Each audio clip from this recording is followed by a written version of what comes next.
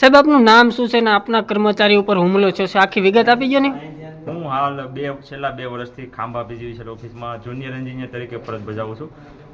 અત્યારે માર્ચ મહિનાની રાબેતા મુજબની ફરજના આધારે અમારા અત્રેની કચેરીના 2 કર્મચારી આસિસ્ટન્ટ લાઇનમેન, એક ઇલેક્ટ્રિકલ આસિસ્ટન્ટ લાઇનમેનનું નામ MJ રાઠોડ અને ઇલેક્ટ્રિકલ આસિસ્ટન્ટ JD પરમાર, જે ફરજના ભાગરૂપે રિકવરીના બાબતે ધુંધવાણા ગામે બિલ ઉઘરાણી માટે ગયેલ, જ્યાં રાજાભાઈ સુડાસમા નામના વ્યક્તિશ્રીના ઘરે એમનું બિલ બાકી હોવાથી ઉઘરાણી કરવા માટે ગયેલ, ત્યાં હાજર પ્રતિનિધિ કે જેનું અમને નામ અત્યારે જાણવા મળેલ નથી, તેણે તલવારથી અત્રેની કચેરીના સ્ટાફ પર હુમલો કરી જાનથી મારી નાખવા માટેનો પ્રયત્ન કરેલ છે. આગળની કાર્યવાહી માટે અત્યારે પ્રાથમિક તપાસ માટે અમે હાલ ખાંભા સિવિલ હોસ્પિટલમાં હાજર થયા છીએ અને પોલીસ સ્ટેશને જાણ કરી છે.